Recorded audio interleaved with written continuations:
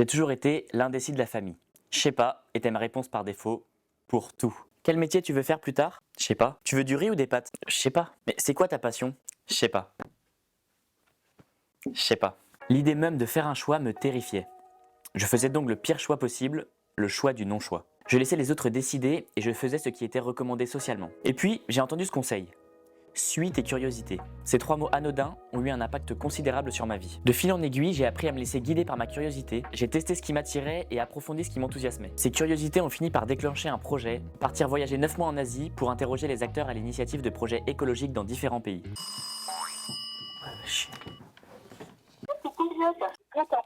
Bah je commence là, ouais, pour 1h30 je pense à peu près. Je voulais que tu prennes le drive. Je sais pas, je vais voir. À partir de là, j'ai continué à tester par curiosité. La photo, la vidéo, j'ai lu des dizaines de livres. J'ai commencé à écrire sur internet et ça continue. Depuis ce jour, ce n'est plus la société qui guide mon chemin, mais ma curiosité profonde. Je me suis découvert une énergie insoupçonnée, je sais ce que je veux et j'ai enfin un projet de vie enthousiasmant. Aujourd'hui, je vous explique pourquoi votre curiosité est votre plus grande force. Non, la curiosité n'est pas un vilain défaut. Depuis tout jeune, on nous le dit, la curiosité serait un vilain défaut. Mais c'était juste une question. Une fois adultes, nous sommes même étonnés de la curiosité extrême des enfants. Et pourquoi si? Et pourquoi ça? Parce que c'est comme ça. La curiosité nous dérange. Elle implique de poser des questions dont les réponses peuvent être gênantes ou inconnues. Est-ce que vous avez coupé le zizi à vos enfants? Est-ce que Est-ce que vous avez coupé le zizi à vos enfants? La curiosité est aussi intrinsèque. Elle vient de notre nature profonde et peut remettre en cause des normes sociétales. La curiosité n'est donc pas encouragée mais plutôt refoulée. Le système scolaire est standardisé pour permettre à une majorité de recevoir une base éducative commune. Les enfants doivent apprendre ce qui leur est demandé et ils sont notés selon leur degré de compréhension. Il y a finalement peu de place pour l'exploration de leur curiosité. Dès le plus jeune âge, nous délaissons notre motivation intrinsèque, c'est-à-dire qui est motivée par des forces internes comme le plaisir et la curiosité, au profit d'une motivation extrinsèque, c'est-à-dire les activités motivées par des forces externes, les notes, les punitions, les récompenses, etc. Cette logique continue tout au long de l'éducation et débouche sur une standardisation des objectifs de vie, des métiers et des modes de consommation. En devenant adulte, nous oublions notre curiosité. L'enjeu n'est plus d'apprendre et de comprendre ce qui nous intéresse, mais plutôt de nous assurer une situation confortable, la sécurité matérielle et un statut social valorisé. Et cela crée une dissonance cognitive au sein des individus, c'est-à-dire un décalage entre leurs aspirations profondes et la situation vécue. Combien de salariés réalisent au bout de quelques années que leur métier n'a pas de sens et changent du tout au tout? 80% des employés pensent que la curiosité suscite l'innovation, mais seuls 20% se disent curieux. Au fond, je suis convaincu que nous ne manquons pas de curiosité. Nous voulons tous explorer les thèmes qui nous passionnent et mieux comprendre le monde. Nous avons juste refoulé ces désirs pour entrer dans le moule et éviter d'être rejetés. Cela vient de notre évolution.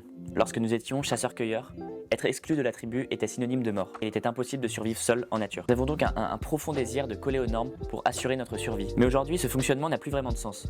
Nous ne sommes plus des chasseurs-cueilleurs et être exclu d'un groupe ou d'un autre ne signifie pas que nous allons mourir. Profitons de cette chance pour explorer nos curiosités et nous reconnecter enfin à notre nature profonde. Explorer ces curiosités, une route vers l'épanouissement véritable. La curiosité représente notre capacité à nous intéresser au monde. C'est un activateur. Elle éveille l'esprit et donne envie d'explorer l'inconnu pour en apprendre davantage. Être curieux implique d'ouvrir votre esprit à ce qui vous entoure, de vous intéresser vraiment aux gens que vous rencontrez et de penser par vous-même. Personnellement, c'est la curiosité qui m'a poussé à tester plein d'activités et à trouver enfin une activité qui m'anime, l'écriture. Les études le prouvent, la curiosité développe le sens critique, renforce le sens de l'observation, favorise l'acceptation de l'incertitude, améliore l'intelligence et la pensée créative, augmente les sentiments positifs et améliore l'humeur. Rien que ça. Lorsque la motivation est intrinsèque, notre attention, nos performances et notre apprentissage sont décuplés. Par ailleurs, à mesure que l'on se reconnecte à soi, l'importance du regard des autres et des distractions diminue. Aujourd'hui, explorer ces curiosités semble être mission impossible. Beaucoup se sentent déjà débordés.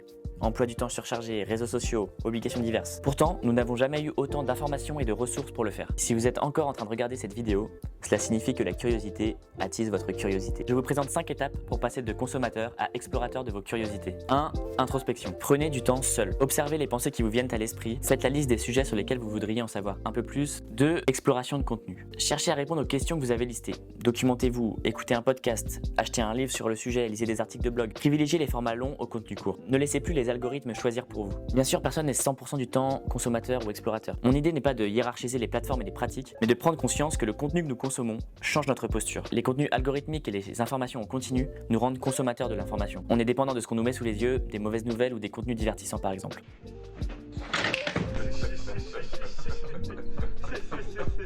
A l'inverse, la posture d'explorateur permet d'approfondir les thèmes qui nous animent, d'enrichir notre vision du monde et d'améliorer nos compétences. 3. L'attention. Portez une attention particulière à votre environnement et aux autres. Soyez ouvert à la nouveauté sans chercher à contrôler les événements. Réapprenez à vous ennuyer. Le vagabondage mental stimule la curiosité et la créativité. 4. Expérimentation. Appliquez ce que vous apprenez. Testez l'activité qui vous passionne, synthétisez vos apprentissages et échangez avec vos proches. Posez-leur les questions qui vous intéressent et parlez-leur de ce que vous venez d'apprendre. 5. Retour d'expérience. Analysez votre ressenti. Qu'avez-vous pensé de votre expérience? Quels points négatifs et positifs avez-vous ressenti? Voulez-vous recommencer ou approfondir d'autres questions? Une fois que vous commencerez à vous poser des questions, alors la grande exploration aura commencé, celle de la vie. Vous serez à présent sur un chemin, le vôtre.